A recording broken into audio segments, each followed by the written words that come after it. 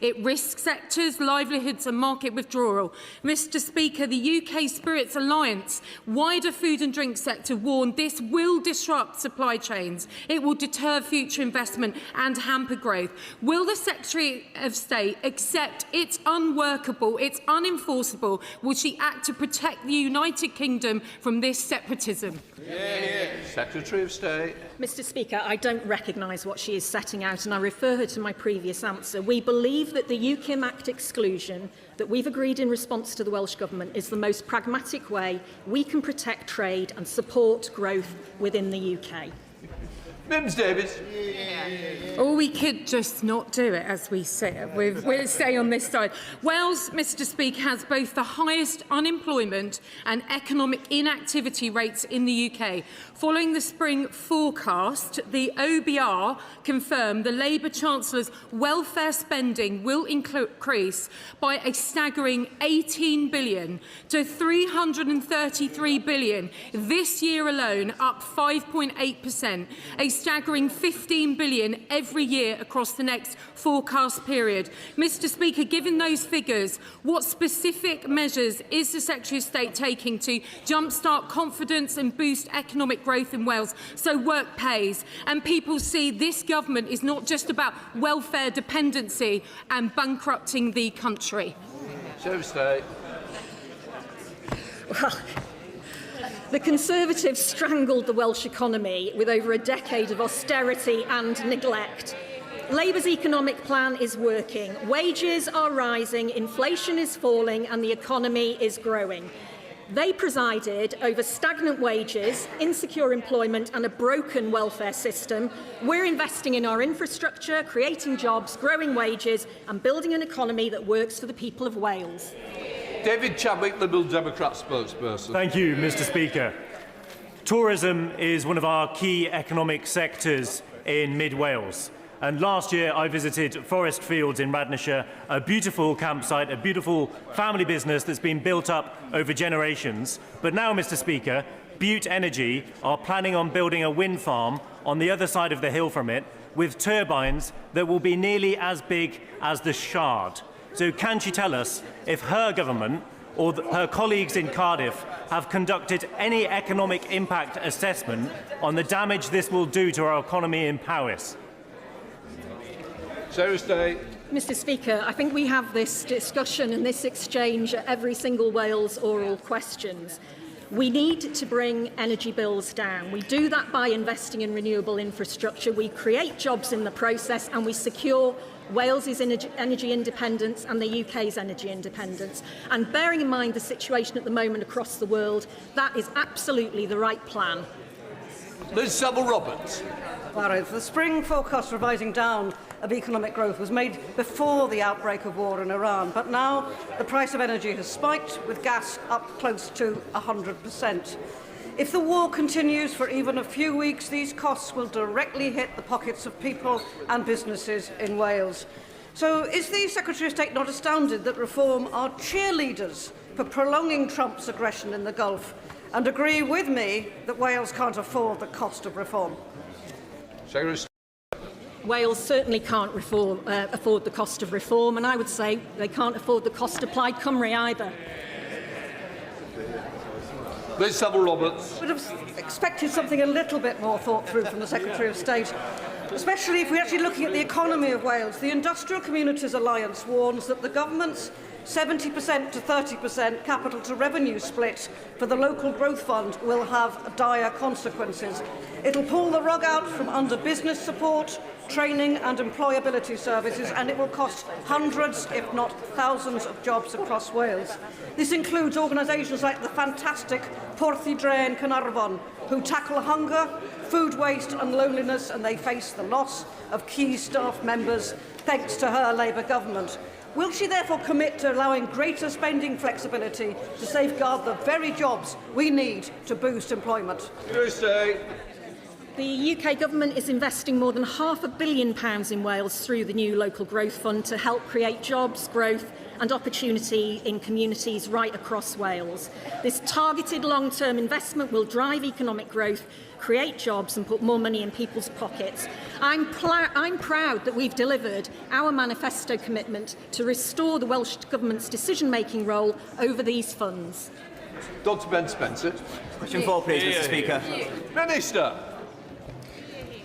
Family farms play a crucial role to our economy, our landscape and our language of Wales. I have regular discussions with ministers here in Westminster and the Welsh Government how we can ensure ongoing support.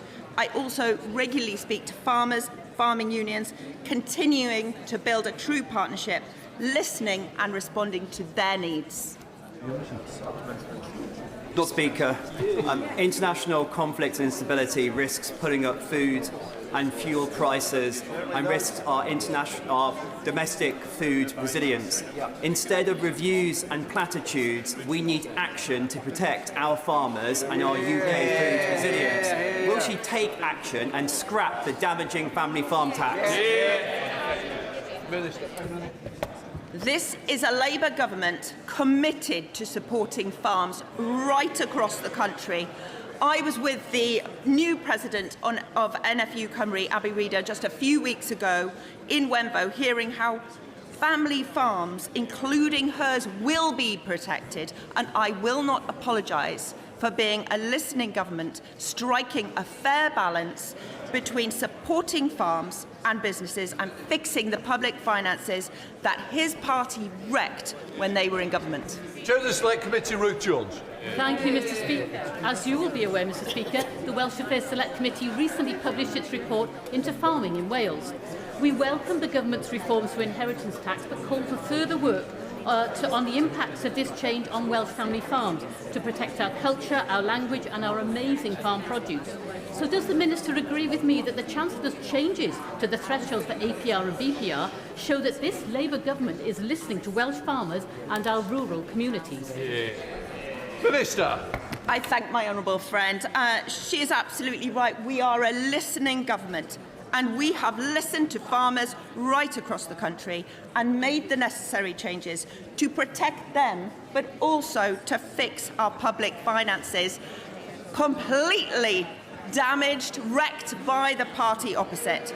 And I'd like to commend my honourable friend for her dedication, her commitment to Wales as Chair of the Welsh Affairs Select Committee, and I look forward to continuing our work together. Thank you, Mr. Speaker. Will the Minister, in listening mode, listen to Welsh sheep farmers who are desperately concerned about being able to access both Australian and New Zealand sheep shearers this year? This is now an animal welfare issue. What conversations has she had with her Right Honourable friend, the Home Secretary, to make sure that these Commonwealth citizens can come in, they never overstay, they're only here for the shearing season, to make sure that sheep farming in Wales and indeed across the rest of the United Kingdom can be supported and continue to flourish? Minister. Well, I thank my honourable friend for his question, and he's making a really important point. And of course, we spend our time, I'm regularly out listening to farmers, speaking to the farming unions, but I'm really proud that this government is making those important trade deals which are going to make a big difference to farmers and businesses across our rural communities. This is only possible because this Labour government has achieved that economic stability and repaired our reputation on the world stage after, I'm afraid, his party made a mess of it. But I will continue to take his points back and have those negotiations, discussions with my colleagues across government. Henry Tufnell. Thank you, Mr. Speaker. Can I ask the Minister how she is working together with the Welsh Labour government in Cardiff on the upcoming SBS negotiations to ensure that Pembrokeshire farmers in my constituency can gain the maximum benefit with our realignment with the European Union? Minister. I thank my honourable friend, who I know is a great advocate for the farms in his constituency. Growing up in Pembrokeshire, I know that family farms are the backbone of our local community, as they are right across Wales. This is why we are negotiating an agreement with the EU, our closest partner and biggest market. So working with the Welsh Government, we're ensuring that we are slashing red tape, cutting costs for businesses, and that we are ensuring that this remains a priority and central to this agreement. Harriet Cross, Shadow Minister. Thank you, Mr. Speaker. Over 38,000 people are employed on Welsh farms. The food and farming sector is worth £9 billion to the Welsh economy, and 90% of land is given over to farming. But in 2025 alone, over 400 farming businesses closed in Wales. Given farming's importance to Wales, can the Minister tell me when the Wales office last made representations to the Cabinet about Welsh farmers, and what actions, and I mean actions, not meetings, has she personally taken to support farming in Wales? Minister. This Labour government has presided over the largest devolution settlement since records began, a settlement that has been used to provide £337 million of support to farmers right across Wales. And I wonder if the honourable member opposite remembers that not only did the Welsh Conservatives vote against this support, they introduced a motion to scrap the Welsh Government's Sustainable Farming Scheme. I thought that the Welsh Conservative slogan was "farming needs a friend." That does not sound very friendly to me. Lorraine Beavers. Question number 5, please, Mr. Speaker. Minister. Too many children are held back by the scourge of poverty willfully created by the party opposite. Our new child poverty strategy will lift more than 500,000 children out of poverty by 2030 across the UK, delivering the largest expected reduction since records began. Removing the two-child limit will benefit thousands of children in Wales. Lynn Beavers. Mr. Speaker, our UK Labour government's decision to scrap the wicked Conservative two-child cap will benefit 1,700 children in my constituency and 69,000 children in Wales. Does the Secretary of State agree with me that the Conservatives and Reform's desire to reintroduce the cap is unjustifiably cruel and will drag children back into poverty? I completely agree with my honourable friend. It has and always will be children that pay the price for cruel policies like those introduced under the Tories. As a Labour government rooted in the values of fairness, I am proud that we've scrapped the two-child limit, benefiting 69,000 children in Wales, giving children their future back and their hope for a better life. It is a surprise to no one that the parties opposite would reintroduce this cap and yet again plunge more children into poverty in a single stroke. Okay. Remember, their decision was never about work or saving money. Order. Alec Easton. Thank you, Mr. Speaker. Would the Minister accept that if they are serious about reducing child poverty in Wales and indeed across the United Kingdom and Northern Ireland, it must prioritise public spending on measures which directly reduce child poverty, in particular investment in social housing and childcare? Minister. This government is completely serious about reducing child poverty, and I am proud that we are a government putting children first. Remember, the decision the Tories took was not about the policy, it was simply about politics. We are putting children first. Jane Croft. Thank you, Mr. Speaker. Question 6.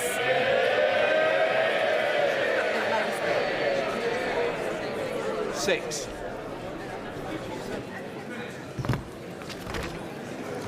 We know the cost of living is the #1 issue for people across the country. That is why we remain wholly committed to tackling it. As a result of our actions, interest rates have already been cut 6 times since the election, energy bills cheaper this spring, and families getting a new mortgage are almost £1,400 a year better off than they were under the Tories. Jack Craft. Thank you, Mr. Speaker. Wages and inward investment are up, and economic activity is down, and interest rates have been cut 6 times.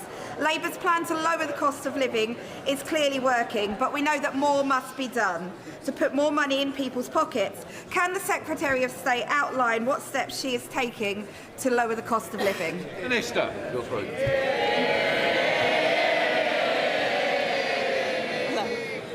My honourable friend is absolutely right. One of the most important things to this Labour government is putting more money in the pockets of people across Wales and England. So far, we have increased the national minimum and living wage, giving a pay rise to 160,000 Welsh workers. We've announced the first ever permanent real terms increase to universal credit, benefiting 320 households in Wales. We've increased the state pension. There is a lot done and still a lot more to do. That's Labour delivering in government. Sir. No, sorry, Colin Lockhart. You've jumped the question. Colin Lockhart. Thank you, Mr. Speaker. Families and businesses are feeling hard-pressed more than ever, with events around the world are making food security more important than ever. Does the Minister recognise the seriousness of their anti-farming agenda, particularly with the family farm tax? Minister. I listened to the honourable member opposite, but I do not recognise what she's saying. This is a government that is listening to farmers, that is putting the actions to make sure that farmers feel better off. We're including streamlining, reducing the burden on businesses and cutting costs. Here we go. Minister. 7. The Secretary of State and I are working closely with the Cabinet Office colleagues to ensure Welsh farmers benefit from reduced costs and bureaucracy when exporting their produce to the EU.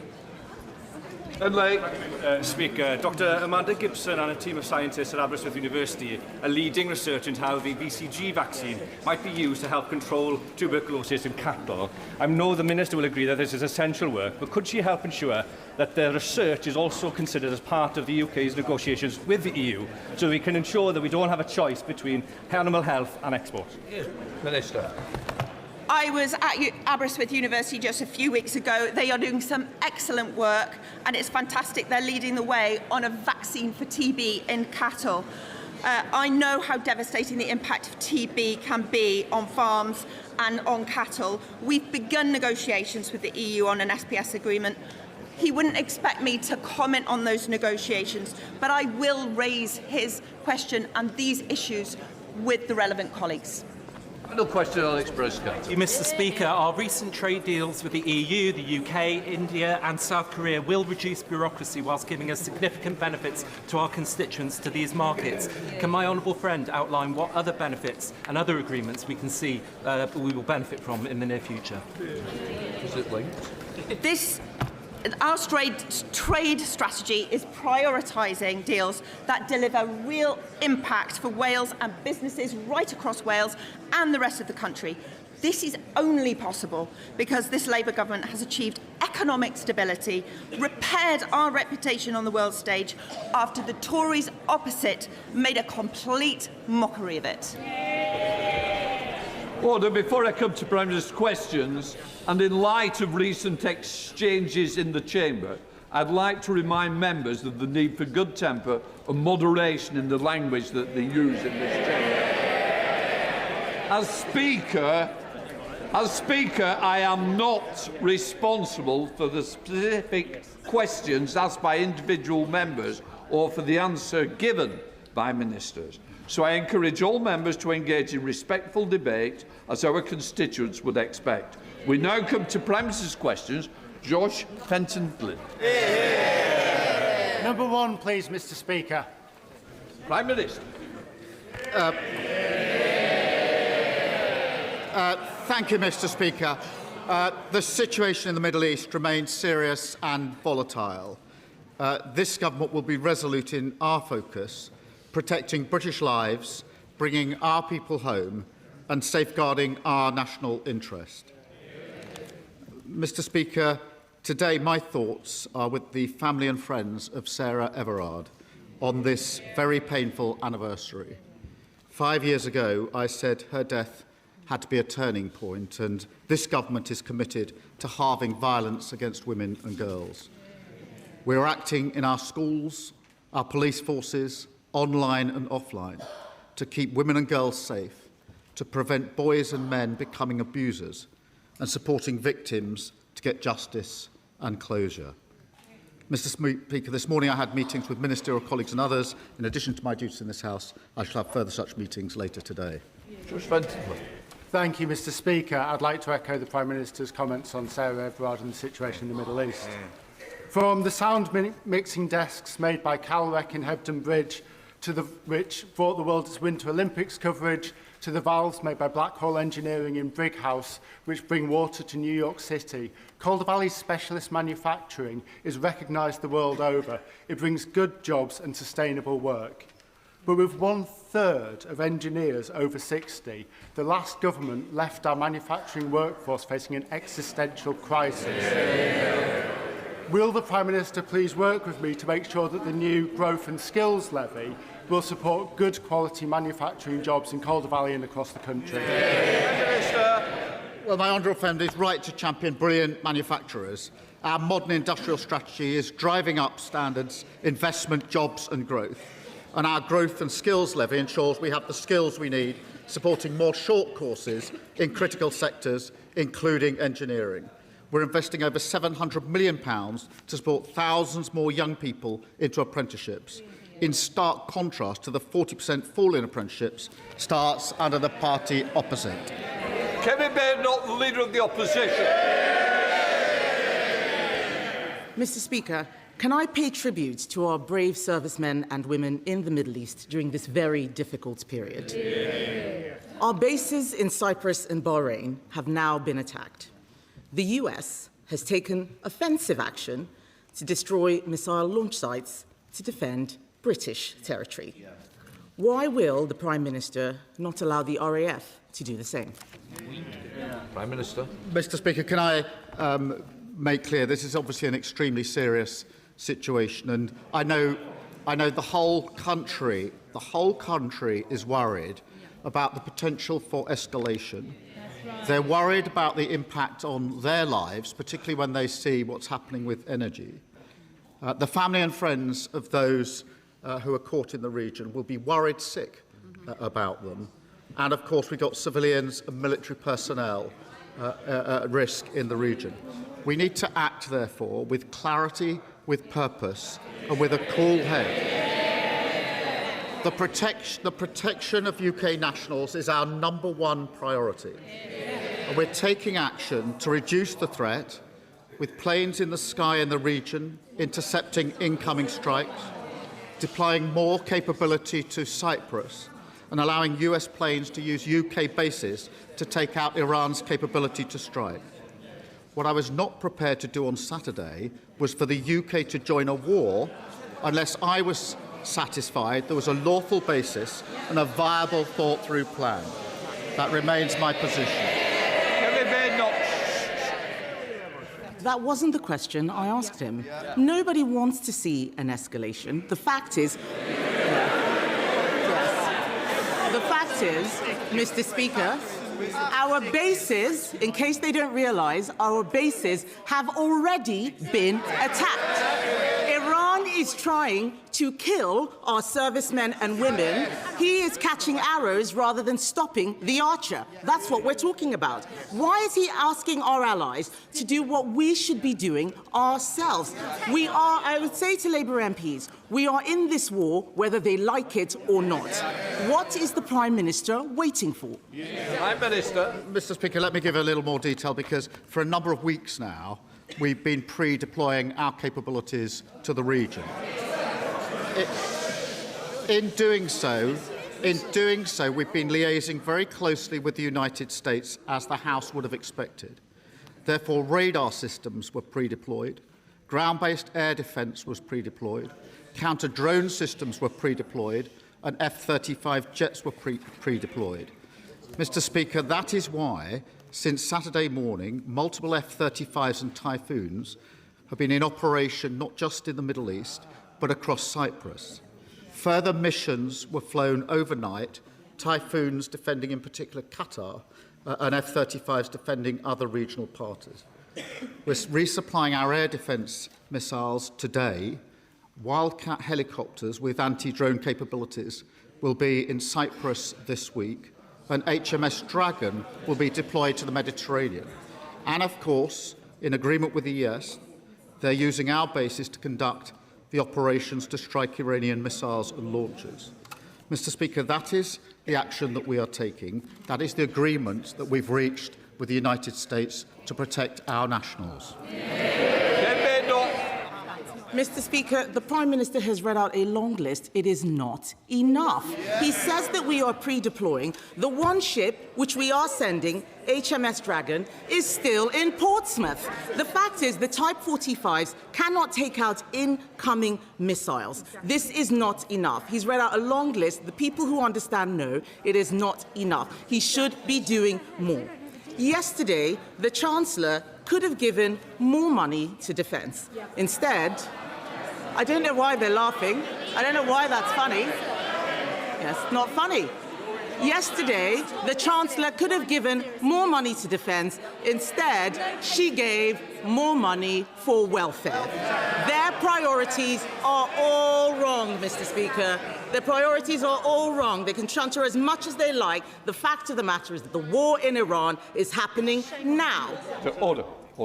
Mr. Bailey, I don't like that. I don't think it becomes you either. An officer and a gentleman, I expect more. Kemi Badenoch. The fact of the matter, Mr. Speaker, is that the war...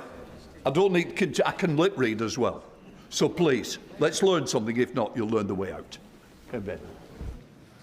Mr. Speaker, the country is not going to be distracted by Labour MPs moaning. The fact of the matter is that the war in Iran is happening now. But the OBR say the government won't hit 3% on defence for 5 years. The war is happening now. There is no urgency from the Prime Minister. Why is he leaving the job of funding our armed forces to the next government? Prime Minister. I'm not going to take lectures on defence from the party opposite. They came into office, and what did they do? They cut the defence budget. They missed army... Order. Mr. Philp, you've moved from there to there. You're even louder here, so I think twice. Prime Minister. Not only did they cut the defence budget, they missed army recruitment targets every year for 14 years. They left morale in our armed forces at an all-time low, and our forces hollowed out. That's the words of Ben Wallace, the former Defence Secretary. Labour, by contrast, is delivering the biggest boost to defence spending since the Cold War. £270 billion over this Parliament. And we're doing that because we're focused on what matters. And she's right. The war is, of course, happening now. We have to focus on that. Across the country, people are worried about those that are trapped in the region. And, Mr. Speaker, that is why we're taking action. And I can update the House. That yesterday, more than 1,000 British nationals arrived back in the UK on commercial flights from the UAE. A further 8 flights are due to leave the UAE to the UK today. I can confirm, Mr. Speaker, that the first charter flight is expected to leave Oman later today, and 2 more will come in the coming days.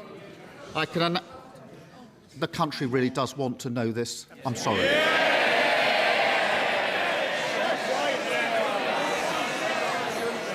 Family and friends are worried sick about people who are caught out. I will not be put on. I can announce, Mr. Speaker, we will lay on additional charter flights in coming days. British Airways are now laying on an extra flight from Oman, and the Foreign Secretary will have further discussions today. And can I urge all those in the House who have constituents who are caught in this to make sure that they do register their presence so we can do whatever we can to help them get home safely.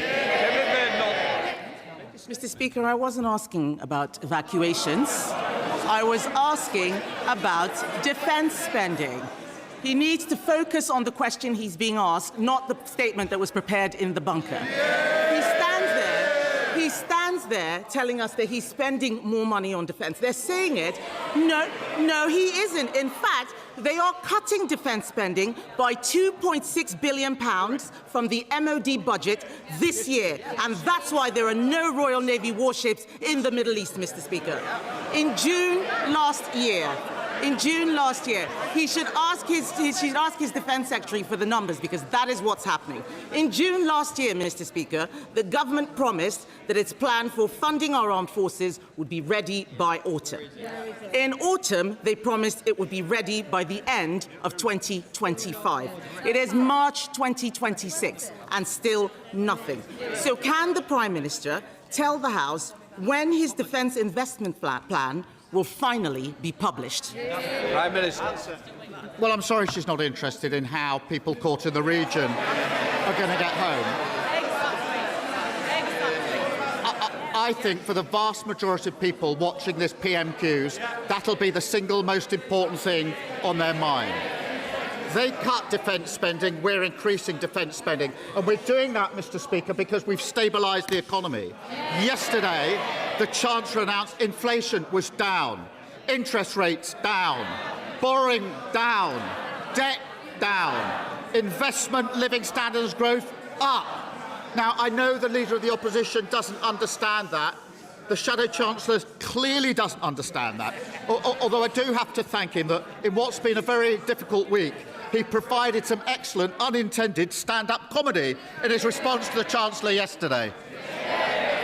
Kemi Badenoch. Mr. Speaker, he doesn't want to talk about the defence investment plan because he doesn't know. He doesn't know what is going on any policy, so he reads statements that are pre-prepared irrespective of the question, and the whole country can see it. The truth is that because they spent money on welfare, there is no defence investment plan. Because there is no defence investment plan, they are not ordering enough missiles. The fact is that this crisis goes beyond defence spending. They can chant as much as they like. They are pathetic, spending money on welfare instead of defence spending. Sorry, Mr. Speaker. Mr. Speaker. They're not just pathetic, they are also weak. This crisis goes beyond defence spending. It is also about the cost of living. This war is interrupting the supply of oil and gas. That is driving up the cost of petrol and making it more expensive to heat our homes. Yet he is stopping drilling in the North Sea while importing the same oil and gas from Norway. Does he think that at a time of geopolitical crisis, it makes sense to kill our oil and gas industry and give up that ready supply of energy? Well, the question of the energy supply right now is a serious question, and we are doing all we can with allies to make sure that that is preserved. And it's vital that we keep trade flowing through the Straits of Hormuz, Mr. Speaker. The Energy Secretary met the International Energy Agency yesterday, and the Chancellor is meeting oil and gas companies today. We're keeping in close contact with our allies and key industry players. Again, I think the country wants to know what we're doing now in relation to what's happening in coming days. Mr. Speaker, oil and gas will be part of our energy mix for many years to come. But if Ukraine and the last few days have taught us anything, it is that all the time we're on the international market, we are vulnerable to these changes. That is why renewable energy, where we have our independence and security, would take us off those markets and give us the security that we need. Kemi Badenoch. Speaker, the Prime Minister again does not understand the energy transition. You do not need to stop drilling in oil and gas to get renewables. This is basic stuff. He doesn't understand his policy. He's got a sea of orcs and goons who have no idea how anything is working at all. Mr. Speaker. They can complain all they like, Mr. Speaker. The fact is, they are letting down the people out. Order. You can't do a point of order in the middle of Prime Minister's question. Mr. Speaker. Ask my question.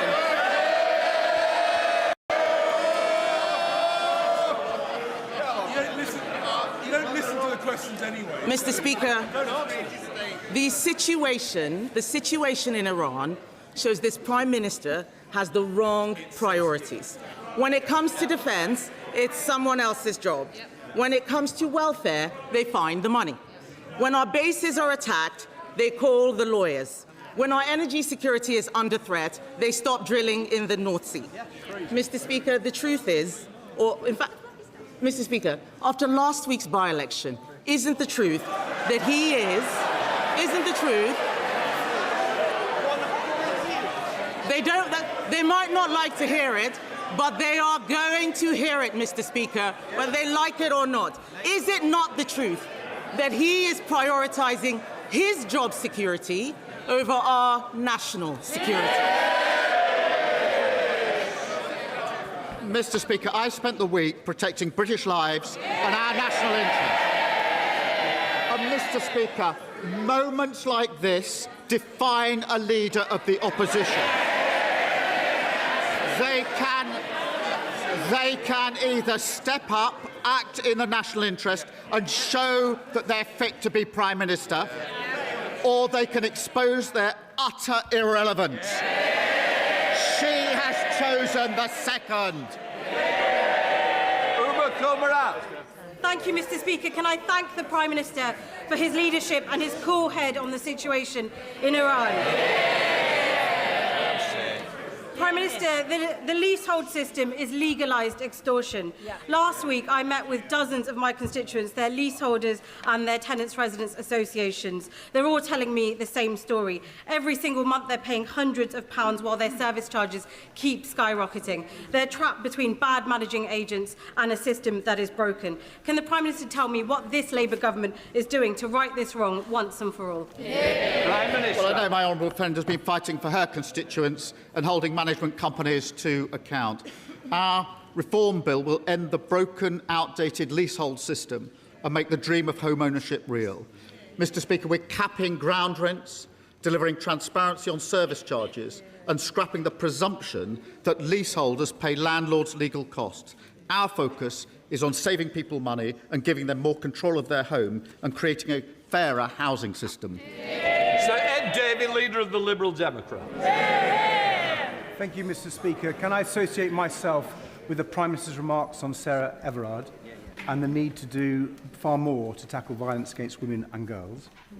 And can I also associate myself with the Prime Minister's remarks on Iran? As we rightly debate how to make tax exiles pay their fair share, it is absolutely right that the government does everything it can to get all British citizens to safety. Mr. Speaker, experts are warning that families could see their energy bills rise by £500 a year as a result of Trump's illegal war. But millions of families and pensioners are already struggling to keep their heads above water thanks to years of a cost of living crisis. When Putin invaded Ukraine, he and I campaigned for months to get the Conservatives to act on energy bills. This time, will the Prime Minister save families that anxiety and give a cast iron guarantee today that he will not let energy bills rise by £500 this year? Prime Minister. Can I thank him for raising this, because I know this will be a concern to the public who are watching what's going on and very concerned about the impact it will have on their lives. It is important that I emphasise the actions we've been taken urgently this week with our allies, with the energy agencies across the world, and the work we're doing to make sure there's safe passage for energy across the world. We will continue to do that. I was glad that we were able to bring energy price, bills down by £150 announced just the other day. We will keep a very close eye on this. I do know how important it is for the British public. Sir Ed Davey. Well, I thank the Prime Minister for his reply, but I hope he will act if energy bills do go up by £500. Mr. Speaker, Donald Trump's war on Iran has not only brought more chaos across the Middle East, it's increased the threat to our national security here at home. Iran's Revolutionary Guard has previously plotted several failed terrorist attacks in the UK, targeting Iranian journalists, British Jews, and members of this House. Now they are more desperate and dangerous than ever. We've called for the IRGC to be prescribed as terrorist for years. The last government failed to do it, and so has his. So will the Prime Minister table emergency legislation to better protect our country from Iranian terrorists? Will he do it this week? Prime Minister. Can I just, again, thank you for raising this. It is very important, I say to the House, that as he would, and the House would expect, we are working 24/7 on dealing with any threats to this country. And I spoke on Monday about the 20 Iran-backed threats that we had successfully dealt with, and we continue to do so, and we're working on it 24/7. So it's important that I say that. In relation to the IRGC, obviously we've put in place a number of sanctions already. We don't comment on prescription, but we have made the case that there needs to be legislation to deal with state-backed terrorist groups, and we're looking into that. Sam Rishworth. Thank you, Mr. Speaker. The surge in the global cost of oil and gas has the risk of pushing up food and energy prices, which is a real concern for my constituents in Bishop Auckland, just as we're turning a corner on the cost of living crisis. Doesn't this show the importance of ignoring the parties opposite and investing in secure, renewable energy that we control, and backing our farmers to produce the food for our nation, such as those that I'm hosting here today from County Durham, Mr. Speaker? And will the Prime Minister ensure that both energy and food security are a core mission of this Labour government? Prime Minister. Well, his energy security is critical to food security, and the sprint to clean energy is the only way to get off the volatile international fossil fuel markets, cut bills and deliver energy security. And Mr. Speaker, since we came into office, over £90 billion of investment into clean energy industry has come in, powering millions of homes. Tories and Reform would throw all that away and cling to the failed policy that put everyone's bills up throughout their reign. Gavin Robinson. Mr. Speaker, can I associate myself and my colleagues with the Prime Minister in his remarks around Sarah Everard and Iran? Mr. Speaker, my colleagues and I support our armed forces, but we lament how diminished the UK appears over the last week amongst our allies and within the Middle East. The Prime Minister is not responsible for our armed forces being able to squeeze into Wembley Park and to Ibrox, but he is responsible for our posture. He is responsible for ignoring the request to deploy a Type 45 destroyer 2 weeks ago into the region. And we now learn that HMS Dragon will not leave, hasn't left, and won't be in to defend Cyprus for over a week. Will the Prime Minister understand that I welcome the commitment for increased defence spending, but if we're only planning to get to 2.5% by 2027, it's not enough. It needs to be reconsidered. He needs to go faster where others before him did not. And he needs to take these steps not just for protection of our values across the world, but also for the protection of our consumers who are impacted by this conflict today. Minister. Well, he'd have heard me set out what we did by way of pre-deployment, working in conjunction with and liaising with the US, so that he understands the context in which those pre-deployments were put in place, and I think they speak for themselves as to why they were put in place in the places that they were. In relation to defence spend, obviously we're increasing it to 2.6% of GDP. That's £270 billion over the Parliament. But as I said in the speech I gave in Munich just a couple of weeks ago, we're going to have to spend more and faster after the years of underinvestment and troop cuts. They were the ones that hollowed this out. They were the ones that reduced the size of the army. They were the ones that didn't spend what was necessary on defence. Like everything else they left in such a mess, we're clearing it up. Through our strategic defence review, we'll make Britain safer. Jonathan Davis. Thank you very much, Mr. Speaker. Like the Prime Minister, I had the transformative benefit of a music education as a young person, although he had his some while before I had mine.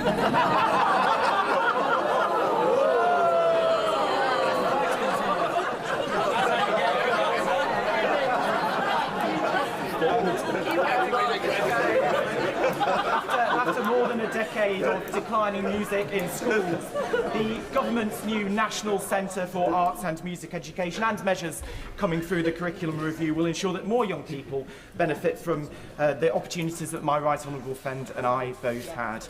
So can he tell us, how will the new National Centre make a difference for our young people? And what is the government doing to address funding shortfalls currently facing England's music education hubs, including mine in Derbyshire? He actually loves the back benches, Prime Minister. Mr. Speaker, my life was changed by the opportunity to study music, yes, very many years ago. I believe that every child deserves that opportunity. The party opposite cut those opportunities. That particularly excluded poorer children.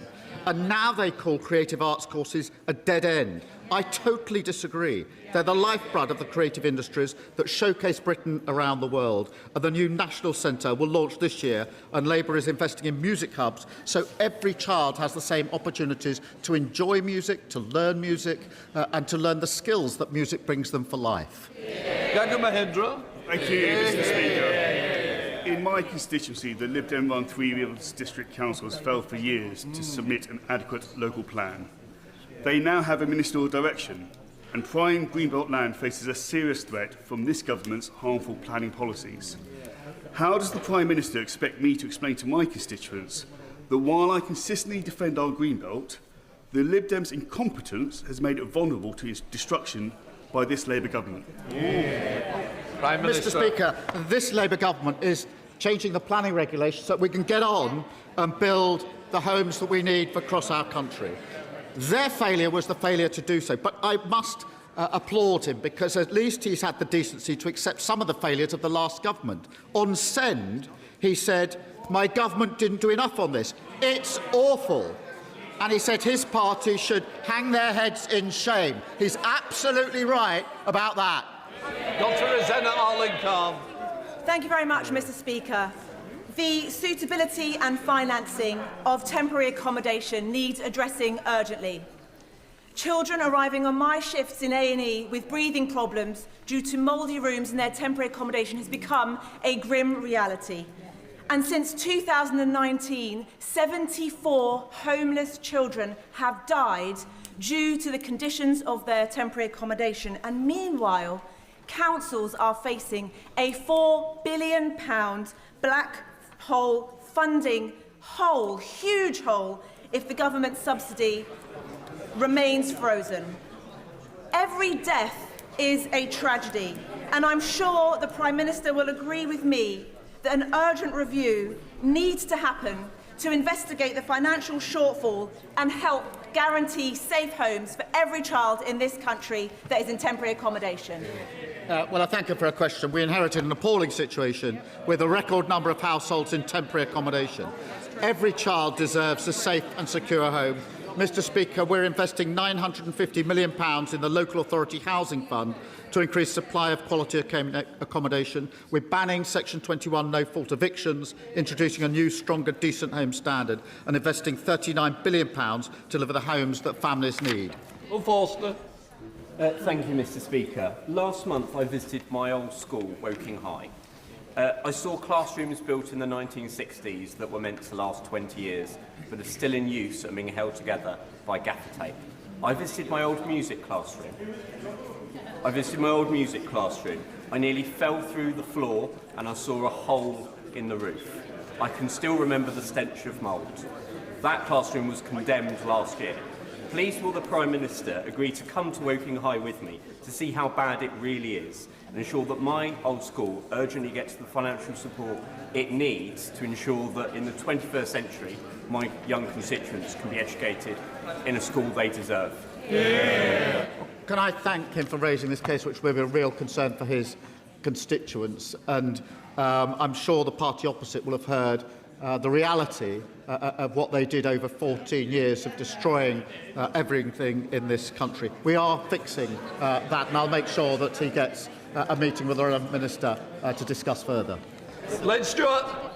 Mr. Speaker, after decades of failing policies under both Conservative and SNP governments, I welcome this Labour government's major drive to get young people earning and learning.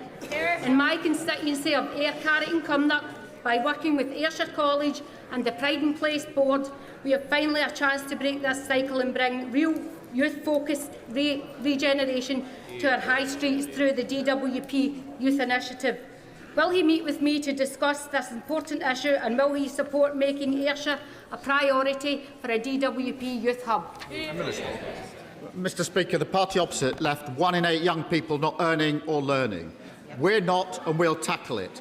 More apprenticeships, more career sport, a jobs guarantee to provide paid employment, a youth guarantee to provide more young people into earning or learning, and over 360 youth hubs to help young people access opportunities.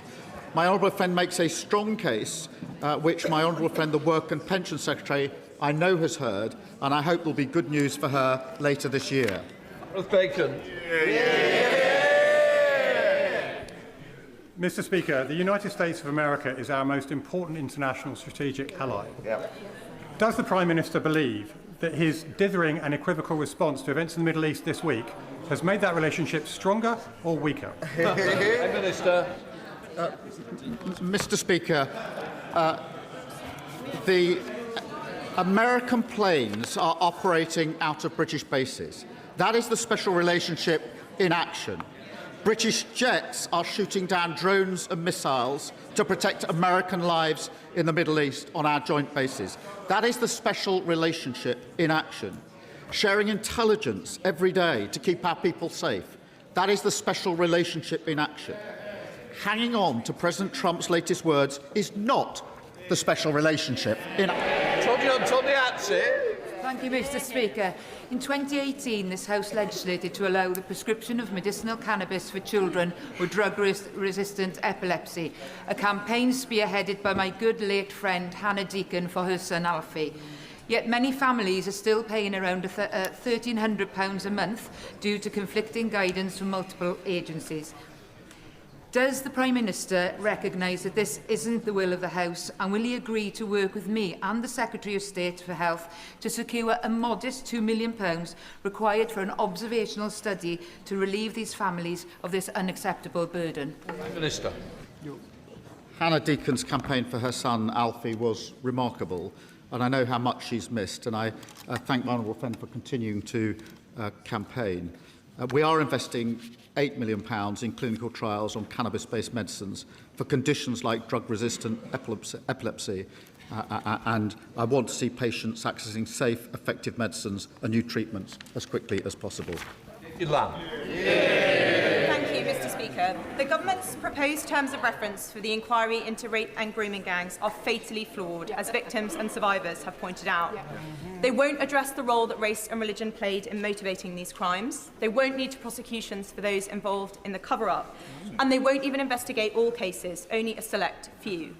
The consultation on these terms ends this Friday. If enough people call for changes, including through groominggangjustice.uk, will the Prime Minister please assure us that the final terms of reference will reflect these concerns? Baroness Longfield is now beginning the work of the inquiry, with victims and survivors at the heart of the process. Under this government, convictions that are at the highest level ever. We're introducing mandatory reporting on child sexual abuse and putting a legal duty on police to collect ethnicity data. But forgive me if I don't take suggestions from the honourable member who said people legally and settled here should go home to ensure that the UK is culturally coherent. That is a grotesque way to talk about our friends and neighbours, and I rather suspect that her next question will come from her sitting up there. Thank you, Mr Speaker. 9 years, 4 months ago, Britain was basking in its success of the Rio Olympics, but each day, month and year since, women have lived with the chronic pain of undiagnosed endometriosis, according to Endometriosis UK's new report. The UK's average wait time for diagnosis has worsened since 2020, with women in Scotland waiting even longer, with an average wait time of 10 years and 2 months. At the start of Endometriosis Action Month, will he commit to reduce diagnosis wait times and end the lost decade for women living with endometriosis? Can I thank her for this and tell her that we hosted the International Women's Day event on Monday, and I spoke to so many women who are concerned about this issue. It is totally unacceptable that women have waited sometimes up to a decade for endometriosis diagnosis. We're renewing the women's health strategy, improving training for doctors and cutting wait times for gynecology services.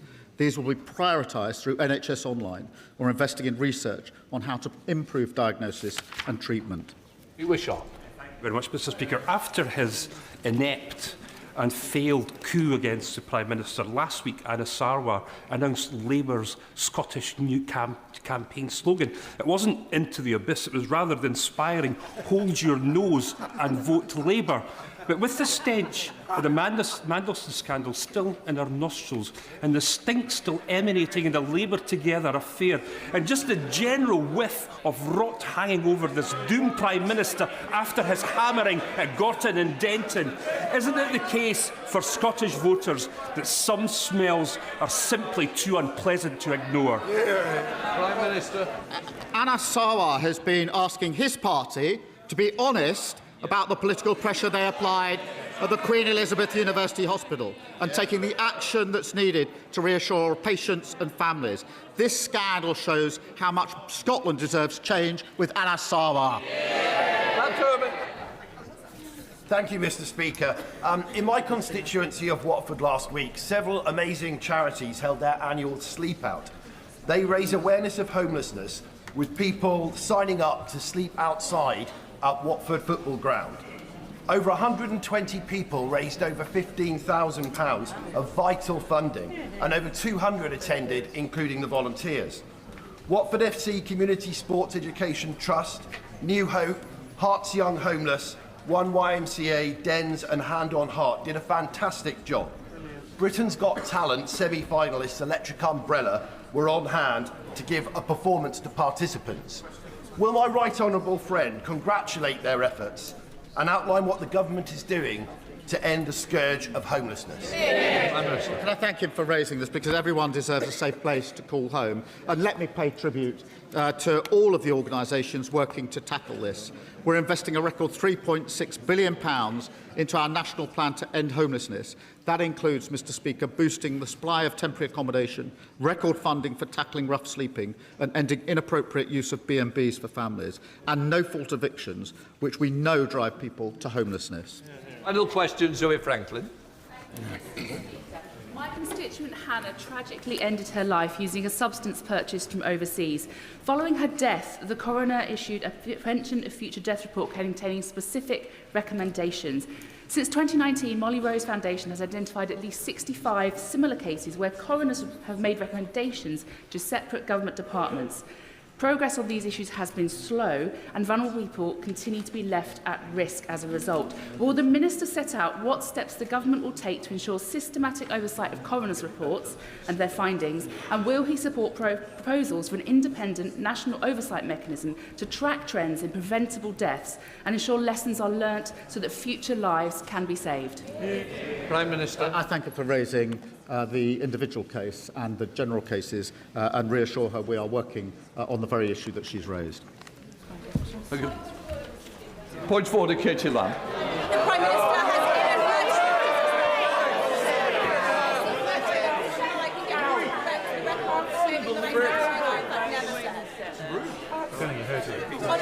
On a point of order, Mr. Speaker, I believe the Prime Minister has inadvertently misled the House. I seek your guidance on how to get him to correct the record for claiming I said something I in fact did not. We can't continue the debate. What I can say is, quite rightly, you've put your view down, but I'm not responsible for the Prime Minister's answers. If inadvertently it wasn't right, it is up to the individual to correct it. Right, we now come to the statements.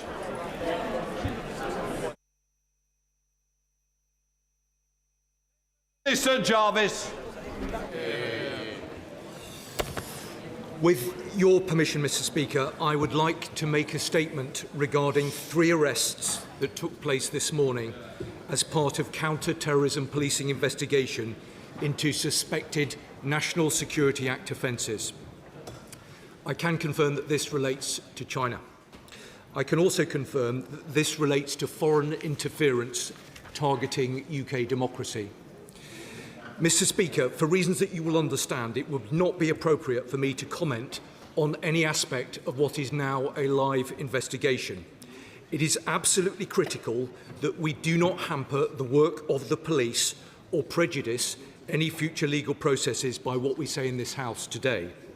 I would, however, point the House to what the Counterterrorism Police have just said in their own statement, namely that this morning officers from Counterterrorism Policing arrested 3 men as part of an investigation into suspected National Security Act 2023 offences.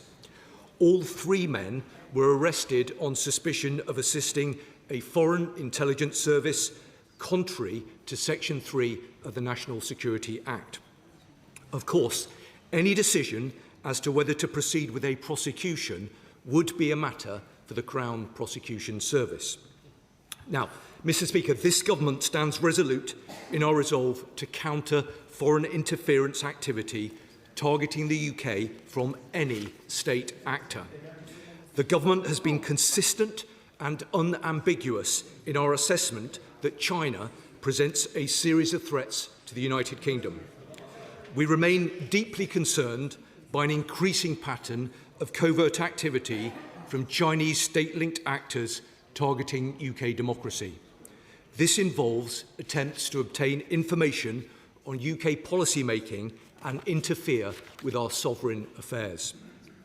From the November MI5 espionage alert warning about Chinese intelligence officers targeting individuals with access to sensitive information on Parliament and government, to the attempted interference activities of Christine Lee in 2022, this government will not tolerate it.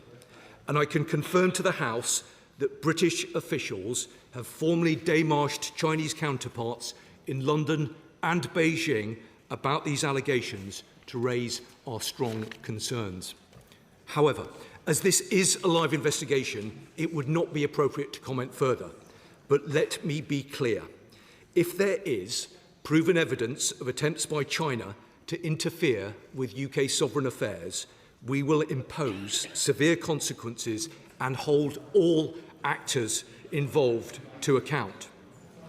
In the meantime, the government is taking robust action to ensure the UK's democratic institutions and processes are a hard target for this activity. The National Security Act provides our intelligence agencies and law enforcement with the modern legal tools they need to deter, detect and disrupt the full range of state threats. The action counterterrorism police have been able to take this morning is an example that that legislation is working well. The political influence tier of the Foreign Interference Registration Scheme under the National Security Act also provides an essential framework for ensuring that those who seek to undermine our democracy are held to account. I also continue to drive across government the delivery of our counter-political interference and espionage action plan, which I announced to Parliament on the 18th of November. This is being coordinated in strong partnership with the parliamentary security authorities. Our aim is to forge a cross-party and whole-of-society shield to safeguard UK democracy. This includes strengthening our legal defences, cutting off channels for interference and supporting those on the front line of UK politics to recognise, resist and report the threat. Now, honourable members should have seen the guidance that the National Protective Security Authority and the National Cyber Security Centre published last year on what to look out for in terms of malicious foreign targeting and some basic steps that honourable members can take to protect themselves. I urge all members to read carefully through the guidance that was issued. If honourable members do experience any suspicious or out of the ordinary interactions, whether in person or online, they should report that to the Parliamentary Security Department. Now, the Government will continue to work in collaboration with the Parliamentary Security Department to set up a range of more tailored bespoke briefings for those who are at greatest risk. And in January, I joined the Director General of MI5 and the Chief Executive of the NCSC to brief the Chief Executives of the UK political parties on the developing threat picture.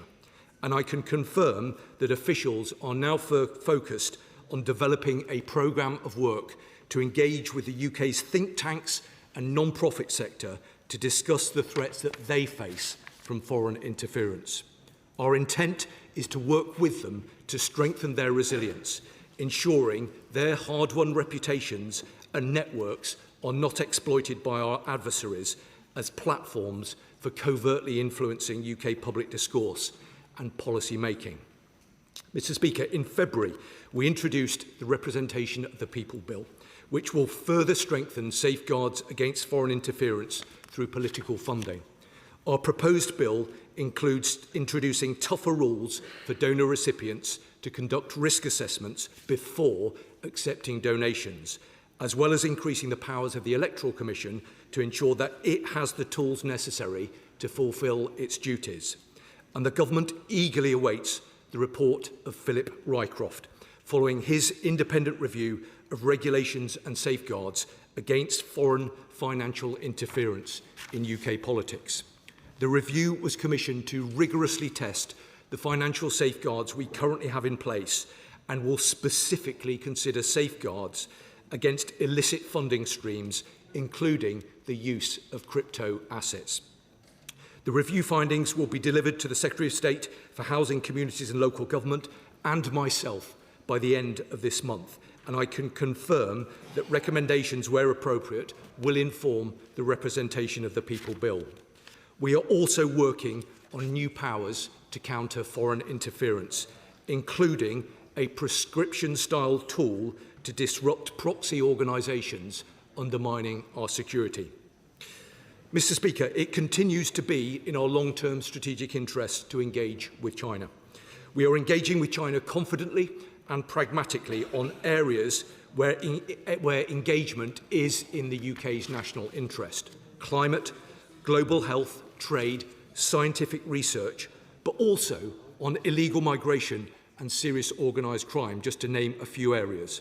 But let me be crystal clear. This is not a question of balancing economic and security considerations. We don't trade off security for economic access. Instead, by taking tough steps to keep us secure, we enable ourselves to cooperate in other areas. And we will always challenge any country, including China, that attempts to interfere with or undermine the integrity of our democratic institutions. And we will always prioritise UK national security. That is why the Prime Minister's visit opened up a direct channel of communication to deliver in the national interest, enabling us to raise frank concerns about activities that impact our national security at the most senior levels of the Chinese system, including on domestic security issues. Mr. Speaker, I can assure members of this House and the public that further steps can and absolutely will be taken to defend our democracy. The Government is steadfast in our commitment to disrupting and deterring China's interference activity wherever it takes place. I commend this statement to the House. Order. I'm sure we'll appreciate the fact that the Minister has come to the House at the earliest opportunity to provide an update on these serious issues. As there is now a live police investigation, members should exercise caution in saying anything that risks or prejudicing that investigation. But I thought it was important that the House, and I've got to thank the Minister who went through this to get it on at the earliest possible time. Sir Secretary of State, Alex Burkhardt. Thank you, Mr. Speaker, and I thank the Minister for advance sight of his statement, and I do appreciate the speed with which he's come to the House today. But, Mr. Speaker, here we are again. Another year, another Chinese spy scandal. And the backdrop to it is this government's failed policy of appeasement. The government must now, surely, be coming to the realisation that unless the United Kingdom stands up to these threats, our country will continue to be treated with disdain. We watched how the government allowed the Chinese spy case involving members of this House to collapse. We watched as, despite the interference in our democracy, the government approved the Chinese mega-embassy in London. And we watched as the Prime Minister went to Beijing, cap in hand, begging for trade deals to mitigate the costs of his own disastrous economic policy.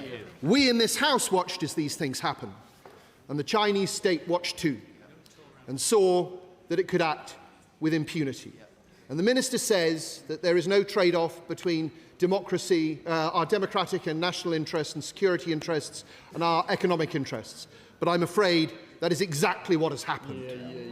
Now, I do understand the Minister will be unable to say very much about the new case, but I think we all know what we're dealing with here. So I hope he will be clear about what the government's response is going to be. And I hope he will talk a little bit about whether this case touches on members in this House. Because whilst we've been here, the BBC and The Guardian have reported that one of those arrested is the spouse of a sitting Labour MP, and that another is the spouse of a former Labour MP. Given that this is being reported in the press, will the Minister confirm whether or not this is true? Will he also give a cast-iron guarantee to this House that the government will do everything in its power to prevent this case from collapsing? We have seen this show before. Will he promise that, unlike last time, the Chinese ambassador will be summoned by ministers and told that aggressive interference in our country and its democracy will no longer be tolerated?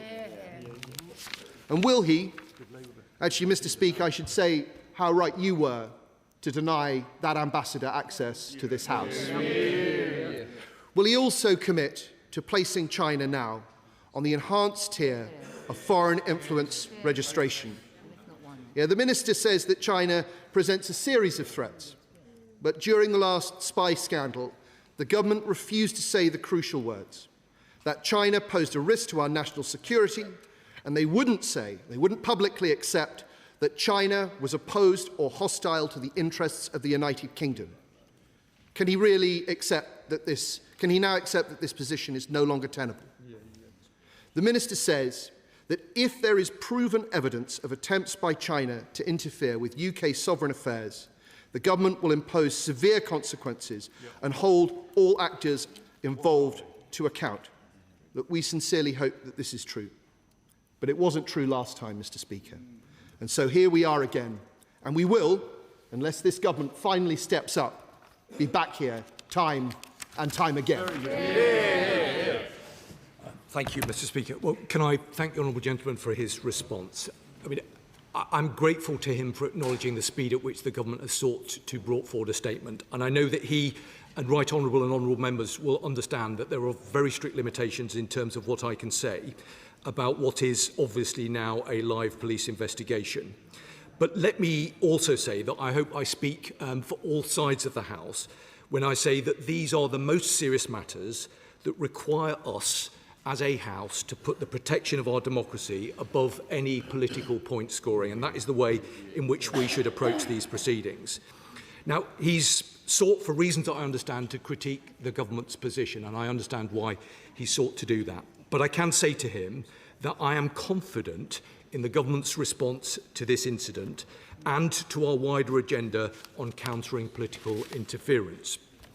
But of course, it is right that members from across this House have the opportunity to scrutinise government policy and to ask questions. And that is precisely why we've moved at pace to provide an opportunity for them to do so. I also want to give the member opposite and other right honourable and honourable members a guarantee that given the sensitivity of these issues and the obvious need to protect the operational activity of our police and the security services, we will look for other opportunities to provide appropriate briefings to the relevant members across this House by the relevant experts to ensure that they can be updated in a way that we are simply not able to do in this House. Now, the honourable gentleman did raise a number of questions, and I know that he will understand that there are strict limitations in terms of what I can say. But let me give him an assurance of the seriousness with which we take these matters. I've always believed that the work that takes place, led by government but across this House to defend our democracy, should be a shared endeavour. The Defending Democracy Task Force was an initiative brought forward by the previous government. This government has invested in it. It is the fulcrum point by which we coordinate activity across government and with law enforcement partners, working very closely with Mr Speaker and the parliamentary security authorities here in the House to ensure that our elected representatives are properly protected against the threats that we face. And I give him an assurance of the government's absolute determination to stand with all members to ensure that they are properly protected. Now, he knows, because we've had these exchanges on numerous occasions, that matters relating to prosecutions are very specifically matters for the Crown Prosecution Service.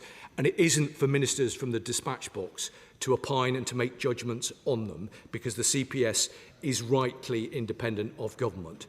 But he does know, as do other honourable members, how extremely disappointed the government were that the trial in last autumn did not proceed.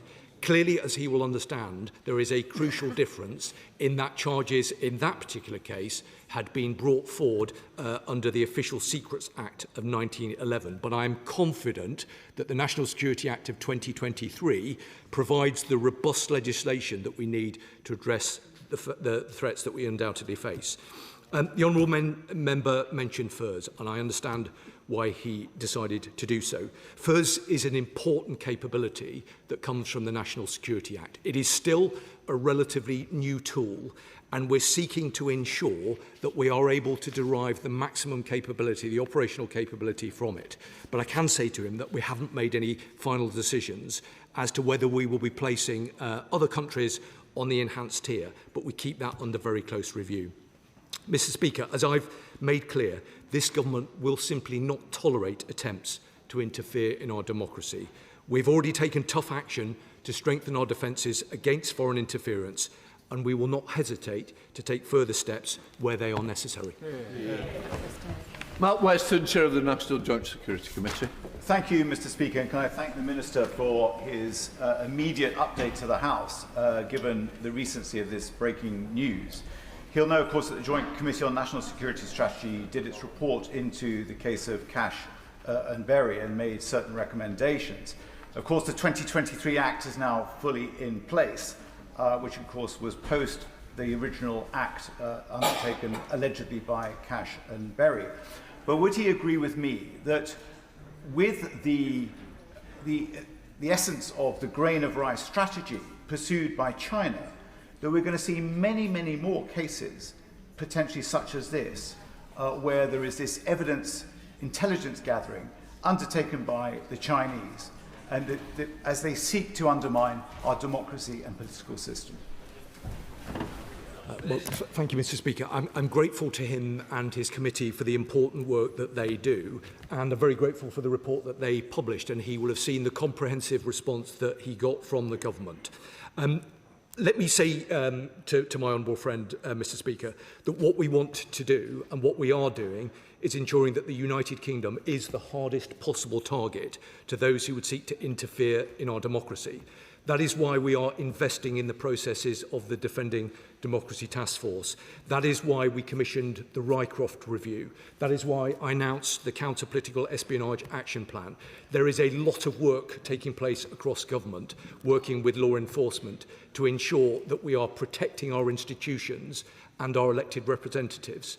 I convey, I hope, to him and to the House the seriousness with which we take these matters, but I want this to be a shared endeavour working with parliamentarians of all colours. This affects us all, but the government is working at pace to stand against that threat. Lisa Smart, Liberal Democrat spokesperson. Very much indeed, Mr Speaker, and I thank the Minister for advanced sight of the statement, even if at this stage he's rather limited in what he's been able to say. He's entirely right, though, that we must continue to allow the police to do their job and to do it well. We remain grateful to all of those who are working to keep our country safe, both here in the UK and abroad, and it is essential we defend our country, our democracy, including through a robust response by counter-terrorist police. The arrests this morning highlight the continued reach of foreign interference in the UK, whether it's spying in its raw sense or the pervasive and persuasive influence of foreign money in our politics. The government could be doing more to put an end to the clout of foreign money in our democracy. And there's an opportunity to limit the influence of foreign money through the Representation of the People Bill.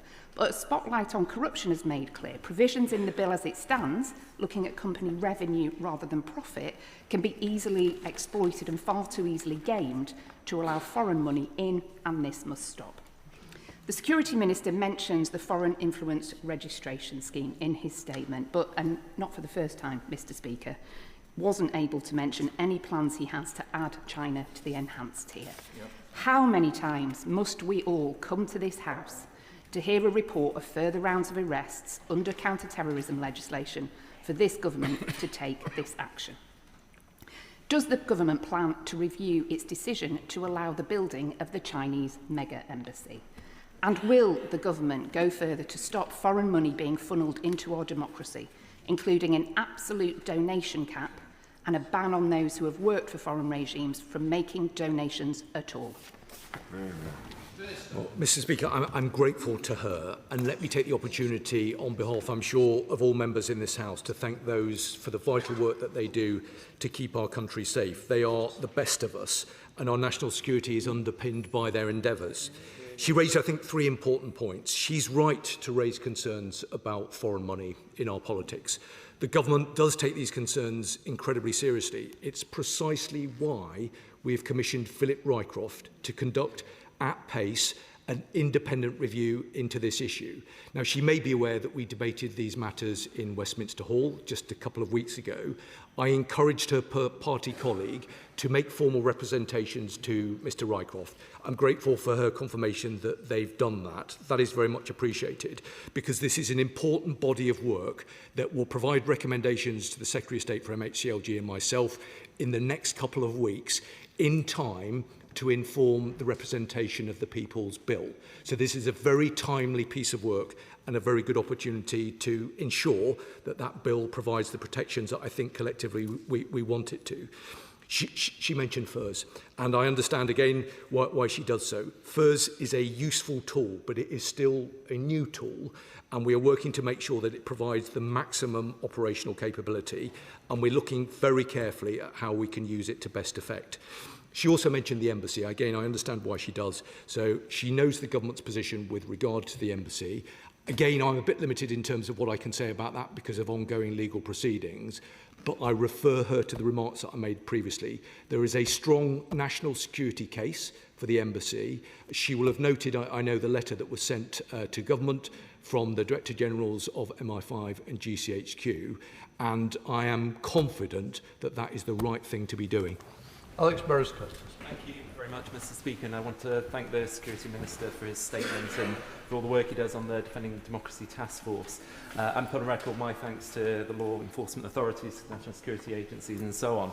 From what I've read online, Mr Speaker, one of the arrests that took place today took place in my constituency. So given that, that I understand my constituents will obviously be concerned to hear that, I wonder what the Security Minister can say to reassure me and my constituents that the police and all relevant authorities have the relevant resources they need to keep them safe and keep our democracy safe. And given, if I'm right to assume what I've read online is correct, would he meet with me at the earliest opportunity in order to discuss this further? Well, Mr Speaker, I'm grateful to the honourable member. On countless occasions, he's raised important points with regard to our democracy, and I'm grateful to him again for doing so today. I can give him the assurances that he seeks, that the police do have the resources they need to do a difficult and complicated job. And of course, I'd be happy to meet with him at the earliest available opportunity. Father House, Sir Edward Lee. The Chinese only represent strength, and for them, everything is transactional. So I think the country would rejoice if the government summoned in the Chinese ambassador and said this to him: this sort of behaviour is intolerable. You cannot build this mega embassy in just about the most sensitive site in London while you behave like this. I'm not asking about what MI5, MI6 said. This is transactional. You know, treat British nationals like Jimmy Lai properly. Don't spy on us. Otherwise, we're going to pause this embassy until you learn to behave. Mr. Speaker, I'm grateful to the Father of the House. I think he will have heard my introductory remarks where I was clear that Chinese officials have been démarched both here in London and in Beijing. He talks about the transactional nature of the relationship. I hope that he would accept that this government has to and does act in the national interest.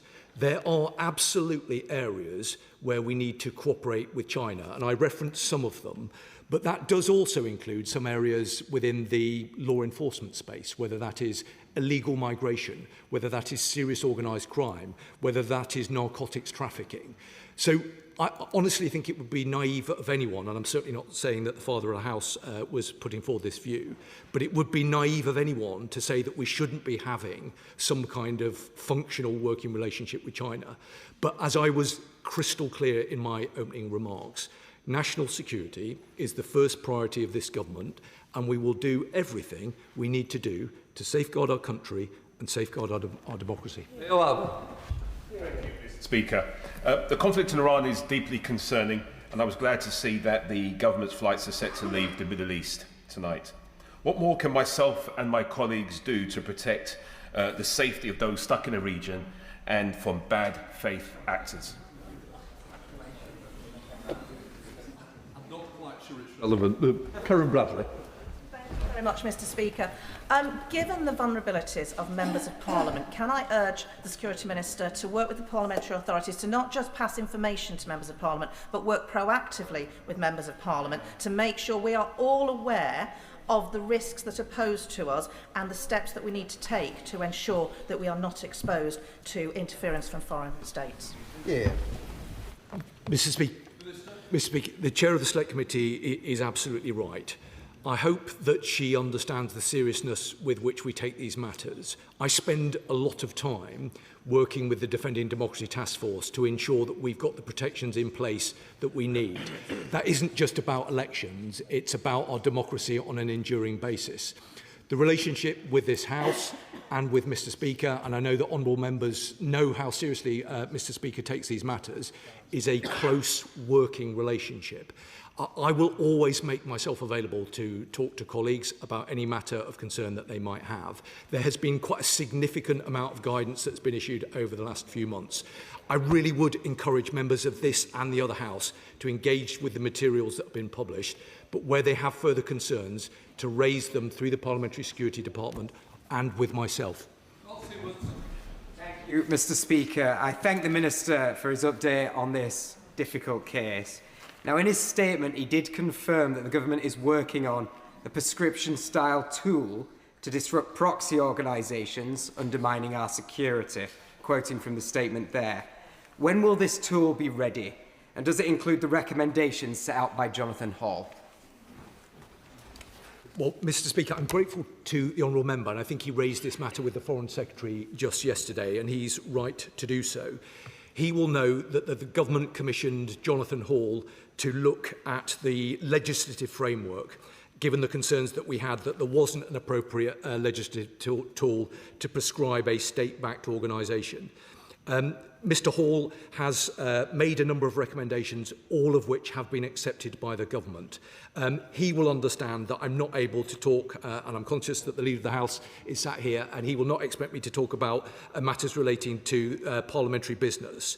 But I can give him the assurances that he seeks, that the government is seeking to deliver this tool, and we would seek to bring forward legislation at the earliest available opportunity. Jeremy Wright. Thank you very much, Mr. Speaker. As I hope the Minister would accept, the last trial of those accused of alleged espionage on behalf of China founded, to put it at its mildest, because of a lack of shared understanding between the Crown Prosecution Service and the government about the evidence the government could properly submit in support of that prosecution. I don't expect him to comment about the specifics of this case, but would he accept that it would be sensible for the government now to ensure that as this matter develops, there is no such misunderstanding that occurs and the relationship between the CPS and the government is in the right place to ensure that evidential conversations are held early rather than late? And finally, would he accept that it would be sensible for the Intelligence and Security Committee to be kept up to date as this matter develops, given that we meet in private and the risks of prejudicing future prosecutions are lower in our case. Well, I'm very grateful to the Right Honourable Member, and I share much of the analysis that he's brought forward. Misunderstandings are never helpful, and under these circumstances, above all else, we will make sure that there are no misunderstandings. He knows the disappointment that is felt across government and within the agencies and law enforcement in terms of where we got to back in the autumn. And of course, I give him an absolute assurance and commitment that we'll do everything that we need to do to make sure that the CPS are able to make a judgment, but as he will understand, that has to be independent of government. In terms of his point about the ISC, I think he's absolutely right about that. And he will understand that events have moved incredibly quickly this morning, and we'll want to take a moment later today to reflect on what needs to happen next. But I give him an absolute assurance that we want to work closely with the ISC as part of that process. Peter Dowd. Thank you, Mr. Speaker. I thank the Minister for the update, and I welcome progress made on the counter-political interference and espionage plan. So given that, would the Minister return to the House as appropriate to give us further updates on that plan? Well, I'm very grateful to him. The counter-espionage interference plan draws together numerous important strands of activity across government, and it makes sure that all of that work is properly coordinated, and we take that very seriously. I absolutely give him the assurance that he seeks, and I also give him an assurance that we will do it at the earliest available opportunity. But should he or any other members have concerns in the meantime, I'd be very happy to speak to them. Morella. Thank you, Mr. Speaker, and I'd like to praise the work of our police, security and intelligence services in this case. I thank the Minister for his statement. Like him, I look forward to the publication of the Right-Left report, but the Foreign Affairs Committee in evidence have heard from the Electoral Commission, and the National Security Strategy Committee has also heard from them. I wonder if the government will consider new clauses to the Representation of the People Bill to widen and strengthen the powers of the Electoral Commission, and importantly provide the necessary funding so that they can properly defend our democracy. Thank you, Mr. Speaker. All of the points that the Honourable Gentleman makes are entirely sound and reasonable. He will understand that we need to wait for the Rycroft review to report. I expect that to be in just a couple of weeks. We've very deliberately sequenced it so that it can make recommendations in order to inform the representation of the People's Bill. He knows, I think, from previous contact that we've had through the committee, that these are matters that we take very seriously, and we will want to make sure that we've got all of the safeguards we need. I'm grateful for the confirmation earlier on from his frontbench spokesman that his party has engaged with that process, and I'd be very happy to discuss it further with them. Chris Vince. Thank you, Mr. Speaker. Can I thank my honourable and gallant friend for the work he does to ensure that our country and our democracy stays safe, both in his current role and also in his previous career as well. Mr. Speaker, you will be aware that democracy only happens in this place because of the House staff and also our MP staff that make a huge difference to us and make sure that we can do the job that we do. Can I ask the Minister how he's going to ensure that he can protect MP staff and House staff to ensure that they get that security as well? Well, Mr. Speaker, can I thank the Honourable Gentleman for his question? He's developed something of a knack of finding a really good question that I think most people will have in their mind. I can give him the assurances that we seek. It's important not only do we ensure that the protections are in place for our elected representatives, for those who step forward to serve in this House and in other places, but also their staff who work so hard and so diligently to serve them. There is a lot of work that still we have to do. That is work that will be led here by Mr. Speaker in the Parliamentary Security Department, but the government works very closely alongside to make sure that they've got the support that they need. Dr. Andrew Morrison. The Minister spoke of severe consequences. Would he outline what those severe consequences might be, and understand that Beijing is unlikely to take that terribly seriously given what has happened in the recent past? And will the severe consequences include putting on pause, on hold, plan for the Chinese super embassy and spy centre pending the outcome of the Met's investigation? Yeah, why not? On hold. Minister. Well, the right honourable gentleman, who is a very experienced member of this House, will know that given that we are referring to events that took place just a couple of hours ago, it would be unwise of me to get into further detail. I would just point him to the number of things that I've already referred to in terms of our response to the threats that we faced over the last number of months. He knows, I hope, how seriously we take these matters. He and I don't agree on the issue with regard to the embassy, but I would say to him, as I've said to other honourable members, that there is a clear national security case for the embassy proposal. The Director Generals of two of the security services have been clear about the national security advantages, as have I. This government will do everything we need to do to protect our country, our national security and this place. He knows there's a lot that I can't say about what we're intending to do, but let me be crystal clear. Where there are malign actors, whoever they may be, who seek to undermine our democracy, there will be consequences. Luke Charters. Speaker, I recently visited the Defence Intelligence Academy recently with the Armed Forces Parliamentary Scheme, and I saw firsthand how our intelligence services are the best in the business. And the government should be praised for increasing the SIA in real terms. Will he commit to keeping the single intelligence account under review, given the increasing threats around political interference and the threats of state-sponsored terrorism from Iran? The honourable gentleman makes a very important point about the SIA. And he's right. This government has ensured that our intelligence services have access to the resources they need in what is a very difficult and challenging world. I give him and the House an assurance that should there be a requirement for additional support, this government will always make sure that both our police and our intelligence services have the resources they need to do the very difficult job that we ask them to do. This law. The government will be well aware that through the United Front, the Chinese Communist Party has created a global network of individuals and organisations that act as a political weapon to isolate, neutralise or counter Beijing's critics. Indeed, a recent report, which I have in my hand here, published this month from the Jamestown Foundation, has shown that the UK is one of the top 4 exposed countries to this, with over 400, Mr Speaker, 400 United Front-linked organisations identified. Therefore, why is the government still repeatedly refusing to take the necessary action to protect the nations of these islands by placing China on the enhanced tier of the Foreign Influence Registration Scheme? It may be new, but if it's going to be useful, it needs to be used. Good question. Well, I'm grateful to him. I mean, he does make some important points. He will have heard what I've said previously about FIRS. FIRS is an important capability, and we need to make sure that it's deployed in the right way. But I say to him that there are a number of measures that we have brought forward in recent months to seek to ensure that the United Kingdom is the hardest possible operating environment for those who would seek to undermine our democracy. There are lots of things that we're doing that I'm not able to talk about, but I give him an assurance that we're taking these matters incredibly seriously and we will do everything that we need to do. Speaker, the Minister will know I've raised my concerns about foreign interference from Russia, from China on many occasions, and today's events really underlines why that's so important. That's why I welcome the Rycroft review. It is fundamentally important we get to the bottom of foreign interference in our politics.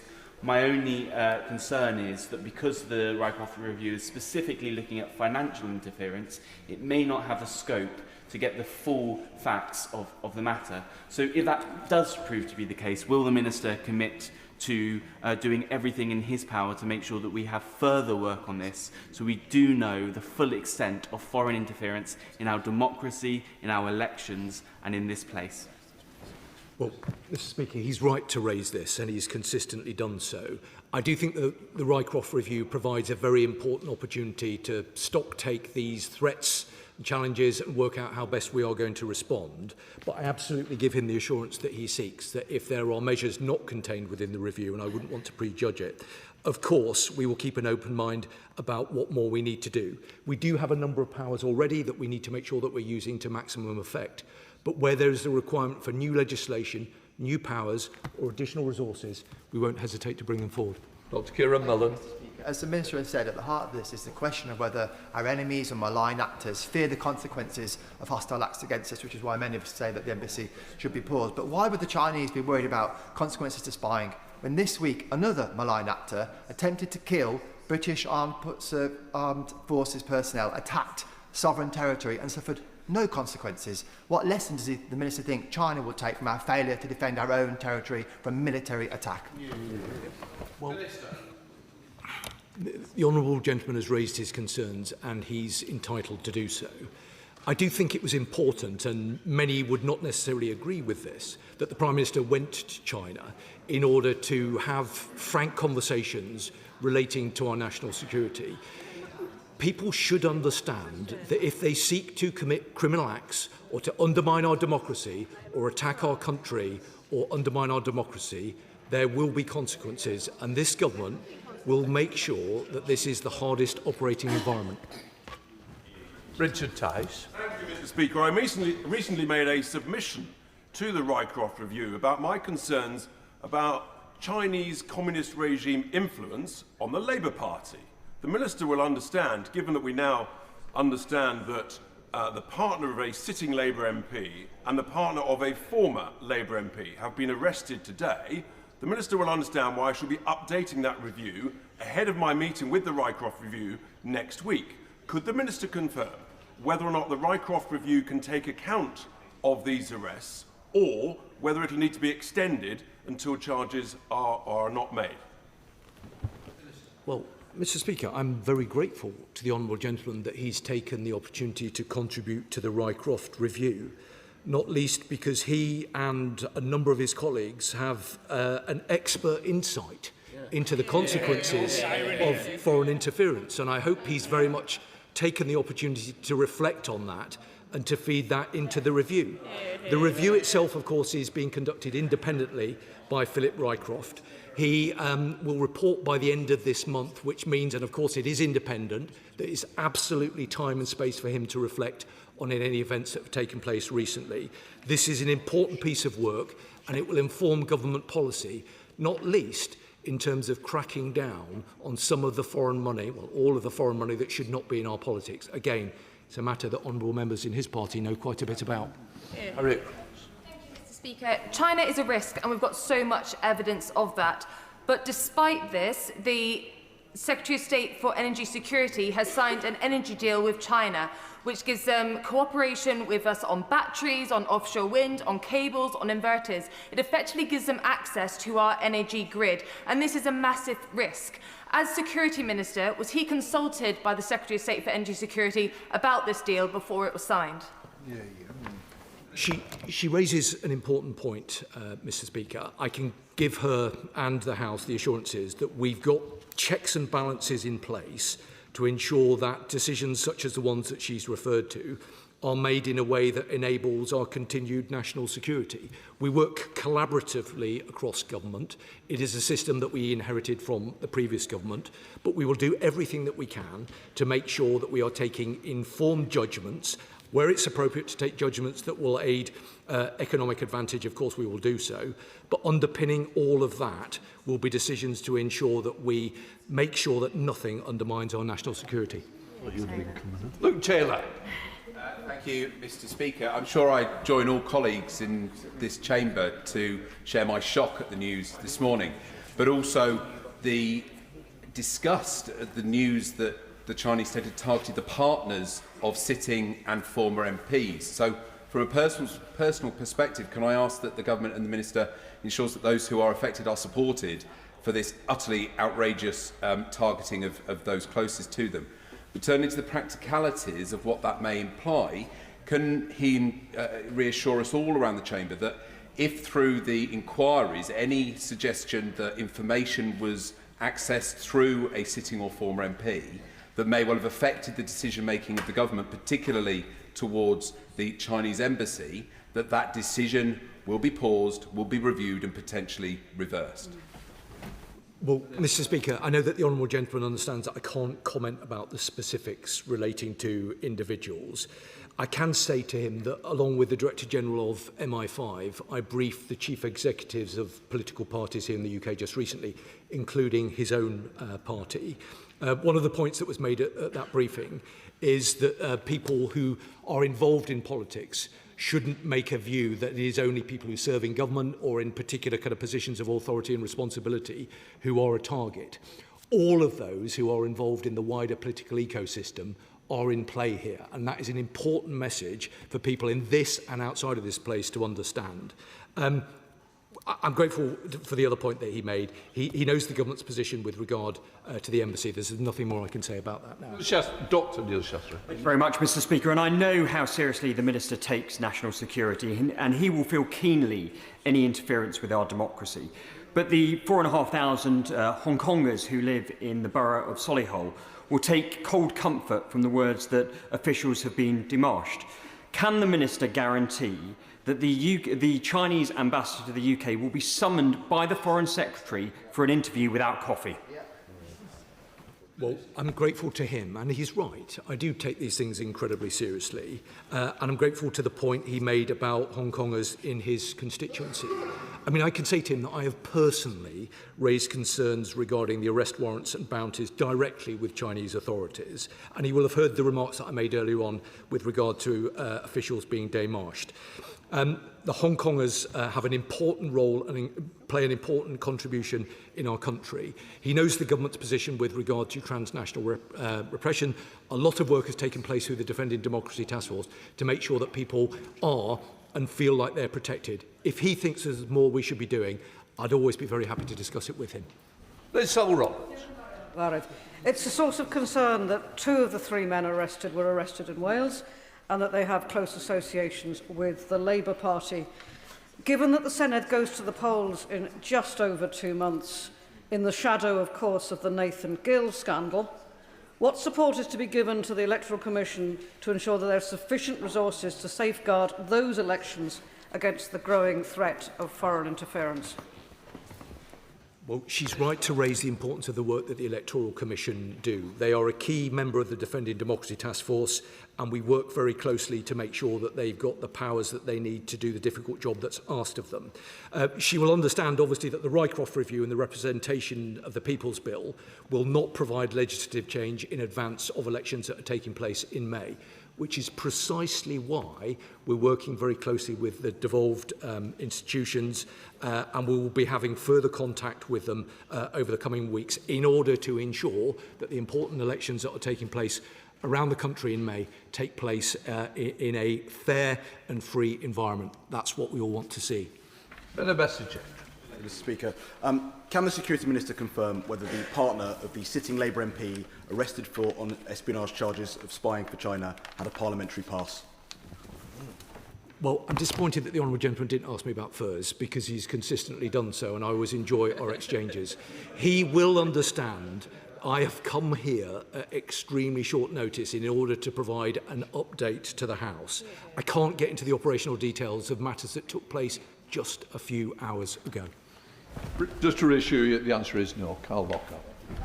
Speaker, the Minister has said numerous times that the Government always prioritise UK national security.